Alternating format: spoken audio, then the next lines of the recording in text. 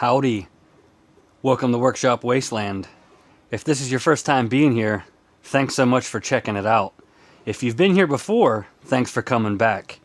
Previously, in a little build series, we completed this little Scotty, or Scottish yoke type, steam engine, but in our case, compressed air engine. Turned out quite well, works really good. If you have not seen this little series, look up here or maybe over there. I'll put a link to that little build series somewhere up there. It's like 3 or 4 videos long. Worth checking out, especially if you're a beginner.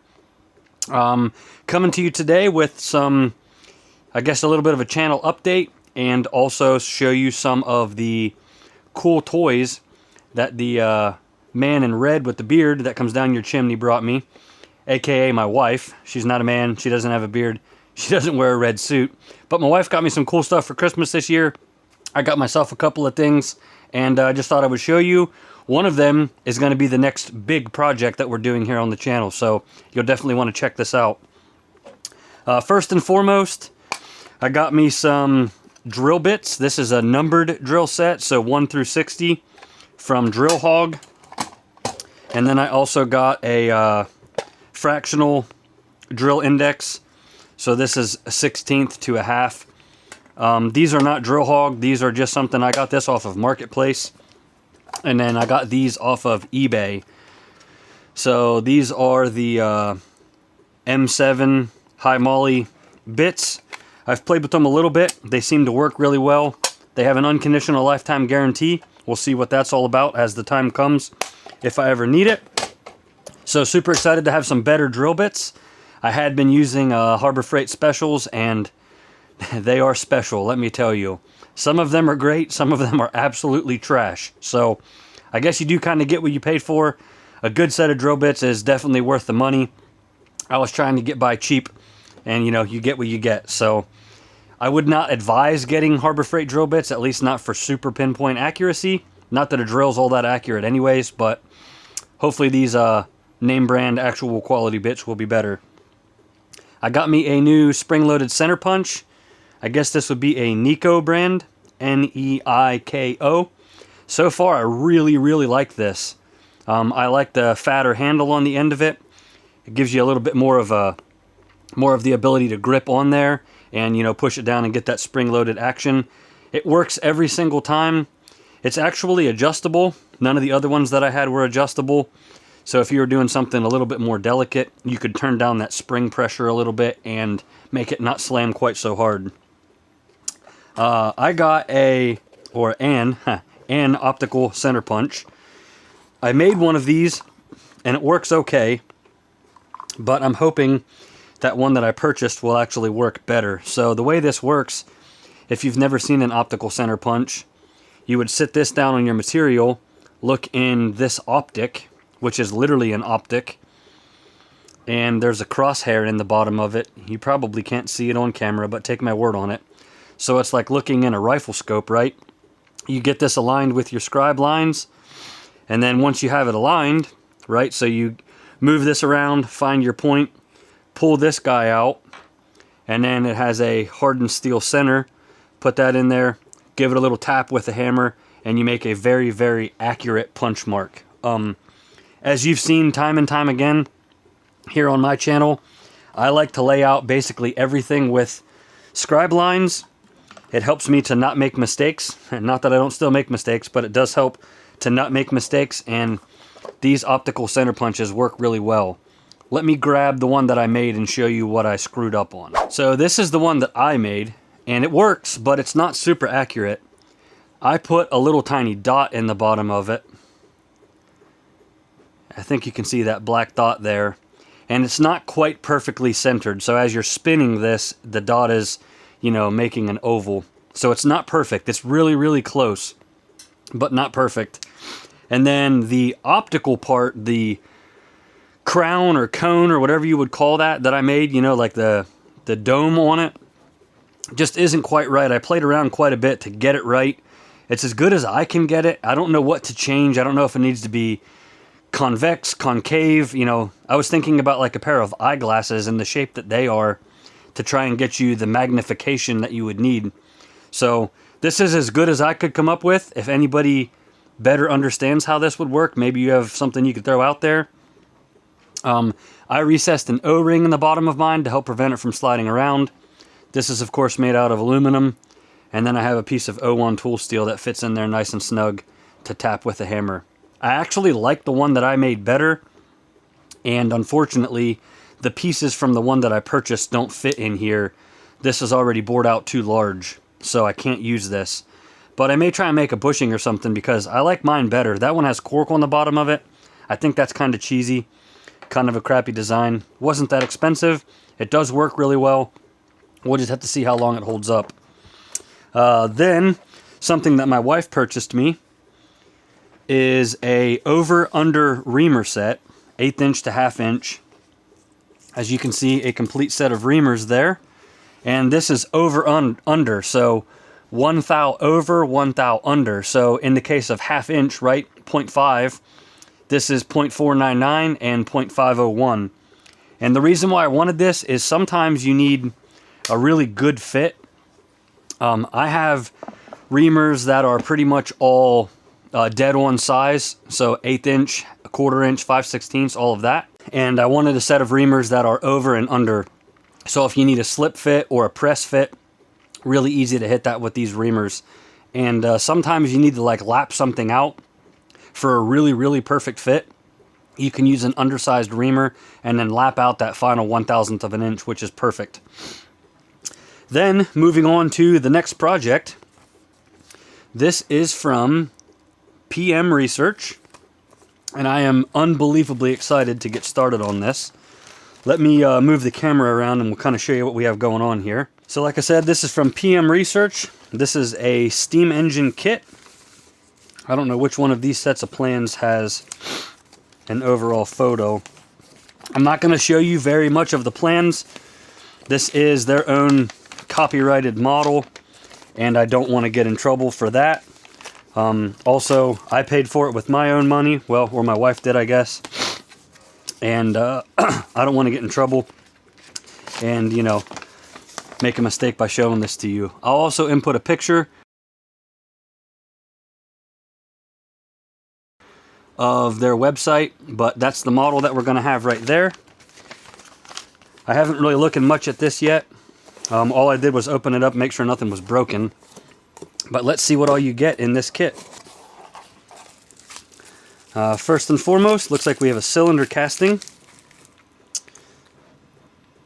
It's a little rough, but looks like it'll clean up pretty good. So we got a cylinder casting, a couple of chunks of bar stock. Looks like steel and brass, maybe stainless steel and brass. These are some bronze castings by the looks of it. Eccentric straps, piston rod maybe. I believe these are like crosshead guide bars or something like that they're called. And this might be like an end cap for the cylinder. So we got a whole bunch of bronze castings there. Oh boy, whole package of little screws there. This is obviously the base. Again, the casting is a little rough, but it looks like a very well-made casting, so that's definitely good. This looks like it's the crankshaft. Sorry if I'm not using the exact correct lingo here. I'm not super up to date on my steam engine terminology. Crankshaft casting. I've actually made a crankshaft like this before, and it worked out pretty well, so that's good. Chunk of bar stock. Most likely that's going to be our piston if I had to guess. Another casting here. All of this stuff is like on a tree of other castings, I believe they call that. Looks like a steam chest cover, another end piece probably. I believe these are to hold the crankshaft in. And then the coolest piece, I would say, of them all is the flywheel. So a good sized flywheel. You can see in reference to my hand there, we're going to have a good sized flywheel. This is going to be a pretty big engine. So my favorite part about the whole thing is that it is like one-to-one drawings. I love one-to-one drawings. It gets you a better visual sense of how big something is supposed to be. And then with that, it also makes any errors that you make really stand out right away, so you don't go down a rabbit hole of chasing something that you can't see. So, pretty excited about that. Lots of little screws in there, some set screws. Looks like some kind of packing material. Perhaps some Teflon rings for piston O-rings. So, this should be a really fun kit. They call it the 1880s steam drilling engine. It's an affordable kit. This one was on sale at Christmas time. It looks like the normal price, $160, was on sale 20% off. So my wife paid $140 with shipping. So not a bad price. Looks like a really well-made kit. We will find out as we machine this in the very, very near future. This is going to be the next project on my channel. So, if you're interested in seeing another steam engine, which I'm super excited to make this, prior to this I've basically only made internal combustion hit and miss type engines, and this is going to be something very different. I've never machined a cast kit where you get all these raw castings and have to machine them. I believe they bring their own set of challenges, and honestly I'm just super, super excited to do it. I know several people on YouTube have made these specific engines as well as many other engines in the past. I will be referencing Quinn from Blondie Hacks, or Quinn is Blondie Hacks. I will be watching her videos. If I get stumped on anything, I don't want to, you know, duplicate or copy her video, because I don't want to take anything away from her. She shares a ton of information. Her channel is freaking awesome.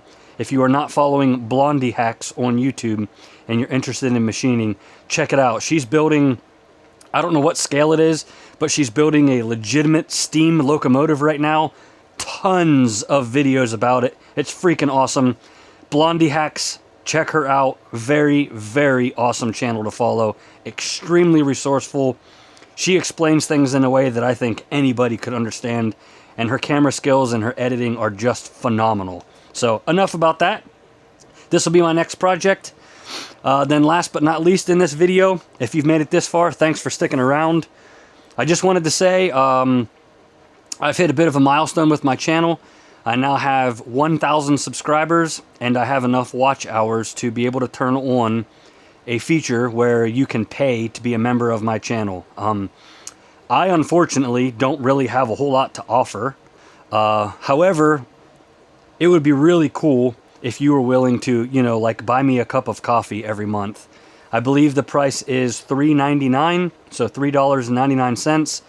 Anything that I make from these memberships is going to go right back into my channel, right back into projects like this steam engine to continue going. I have had an absolute blast doing this.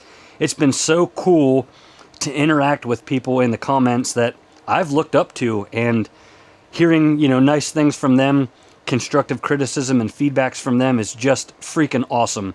Everyone who leaves a comment, I try my best to read every single one, but just know that if you don't comment kind of early in the video, it gets lost and it's hard to go back and see all of them. So if you've ever left a comment and I didn't respond, leave that comment again, more recent in a video, and I will definitely do my best to go back and find it and respond. Like I said, I've had a blast with YouTube. This has blown up into something I could have never expected. I only dreamt. It's all thanks to you guys coming back each week, checking out my videos, again, leaving kind words, constructive criticism, and feedback. I just love it. I seriously can't get enough of it. So from me to you, thank you so much. I really appreciate the love and the support that you give to this channel, that you give to me, and I really hope that I'm offering something back in return. If you think, you know, what I'm offering is worthy of a bit of compensation, I'd love it if you became a paid member. In the future, I will definitely do, I don't know, a can koozie, or maybe some hats or a t-shirt or something as a giveaway. I think stickers are cool, but they're kind of cheesy too. Not everybody's into collecting stickers. I personally love stickers. I have a refrigerator full of them, but not everybody collects stickers. So I don't know, maybe I'll 3D print some kind of like a maker coin, or come up with a way to stamp something out in brass or bronze or something. I'll come up with something. I don't know what it's going to be. I don't know when it will be. But what I'm trying to offer here is everything that I can in my little workshop, hopefully entertaining you, hopefully teaching you something. I've learned a lot from everybody on YouTube. I kind of feel like this is me doing my part, offering something back to the world, to the YouTube community, and to the small community of these little niche machinists and stuff on YouTube. So thanks a lot for being here. Can't wait to keep you guys entertained and educated in the future. I have a lot planned. The next thing is going to be this steam engine, and I am super excited to get this started. So as always, thanks so much for stopping by. If you like what you see, don't forget to subscribe. I'd love it if you would leave a like. Be even better if you left a comment and shared this with your friends. And be really cool if you guys would become a paid member of this workshop. So thanks so much. Until next time, have a wonderful night.